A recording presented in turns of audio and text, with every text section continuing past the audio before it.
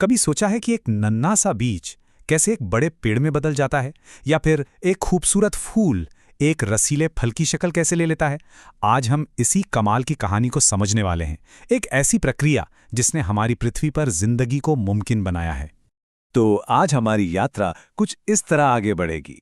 हम एक फूल की सीक्रेट लाइफ से शुरू करेंगे, फिर परागकण के शानदार सफर को देखेंगे और आखिर में ये समझेंगे कि क्यों बीज ही इस दुनिया पर राज करते हैं। तो चलिए शुरू करते हैं। हमारी सारी जानकारी का सोर्स है बायोलॉजी की एक क्लासिक टेक्स्ट बुक। बाहर से शायद ये साधारण लगे, लेकिन इसके पन्नों में पौधों के सर्वाइवल और हमारे खाने के भविष्य की पूरी कहानी छिपी है। चलिए इन रहस्यों से पर्दा उठाते हैं। तो सबसे पहले बात करते हैं फूल की सीक्रेट लाइफ की। देखिए, ये सिर्फ खूबसूरत पंखुड़ियां नहीं है, ये तो एक बहुत ही कॉम्प्लेक्स स्टेज है जहां पौधों के वजूद का पूरा ड्रामा होता है। और इस पूरे ड्रामे की शुरुआत होती है एक बहुत ही जरूरी स्टेप से, परागण यानी पॉलिनेशन। ये सुनने में भले ही सिंपल लगे, लेकिन यही वो पहली चिंगारी है जो रिप्रोडक्शन की पूरी कहानी को शुरू करती है। अब कहानी में एंट्री होती है हमारे हीरो की, यानी परागकण की। ये एक बहुत ही जरूरी मिशन पर निकला है। जरा इस माइक्रोस्कोपिक व्यू को देखिए। हजारों परागकण यहां लैंड करते हैं, लेकिन ये तो सिर्फ शुरुआत है। असली चैलेंज तो अब शुरू होता है। ये एक रेस है और इसे वही जीतेगा जो सही प्रजाति का होगा। और ये कोई धीमी प्रक्रिया नहीं है, बिल्कुल नहीं। परागकण पूरी ताकत से एक ट्यूब, एक पराग नली बनाता है। ये ट्यूब अपनी मंजिल की तरफ तेजी से बढ़ती है, ठीक वैसे ही जैसे कोई सुरंग खोद रहा हो। इसे एक तरह का केमिकल हैंडशेक या ताला और चाबी सिस्टम समझ सकते हैं। ये एक हाई सिक्योरिटी चेक है जो पक्का करता है कि सिर्फ सही परागकण को ही अंदर आने की इजाजत मिले, गलत परागकण को वहीं रिजेक्ट कर दिया जाता है। अब हम पहुंच गए हैं कहानी के सबसे रोमांचक, सबसे यूनिक हिस्से पर। एक ऐसी घटना जो बायोलॉजी की दुनिया में सिर्फ पुष्पी पादपों में ही देखने को मिलती है। यहां देखिए, पराग नली ने अपना मिशन पूरा कर लिया है। वो अपनी मंजिल तक पहुंच चुकी है और वो अपने साथ एक नहीं बल्कि दो नर युग्मक लाई है। यहीं से शुरू होता है कहानी का असली ट्विस्ट, जिसे हम कहते हैं दोहरा निषेचन या डबल फर्टिलाइजेशन। देखिए, एक ही वक्त पर दो बड़े काम हो रहे हैं। पहला, नर युग्मक अंड कोशिका से मिलकर बनाता है भविष्य का भ्रूण यानी बेबी प्लांट, और दूसरा, नर युग्मक बनाता है भ्रूणपोष यानी उस बेबी प्लांट का न्यूट्रिशन से भरपूर लंच बॉक्स। मतलब एक ही बार में बच्चा भी बना और उसका खाना भी। है ना कमाल की स्ट्रैटेजी? तो ठीक है, फर्टिलाइजेशन हो गया। अब आगे क्या? इसके बाद शुरू होता है फूल का जबरदस्त ट्रांसफॉर्मेशन। वो उन चीजों में बदलने लगता है जिन्हें हम फल और बीज के नाम से जानते हैं।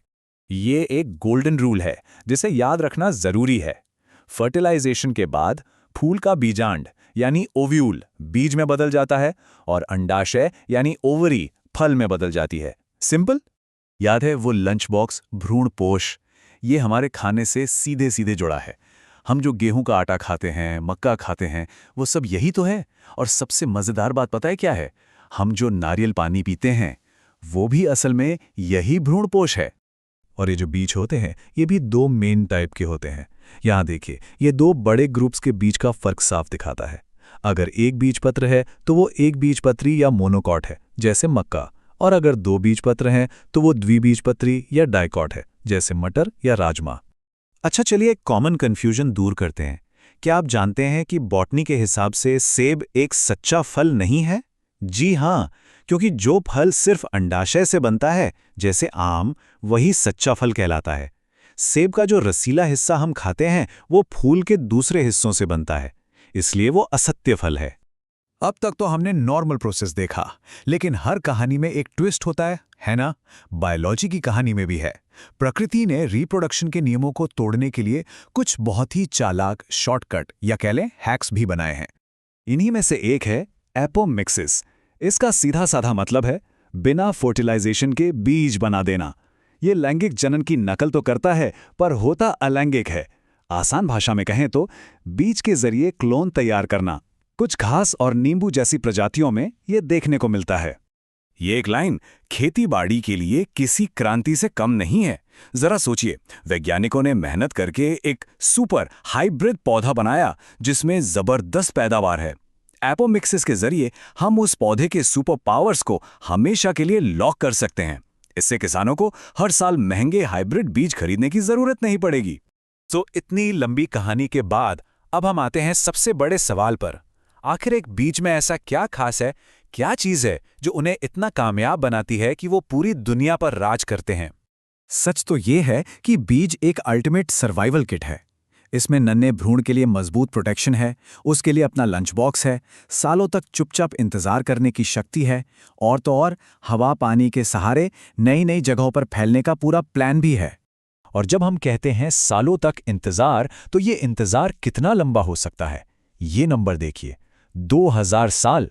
जी हां, डेड सी के पास एक खजूर का 2000 साल पुराना बीज मिला और वो उग भी गया। ये अविश्वसनीय है। ये बात हमें सोचने पर मजबूर करती है ना?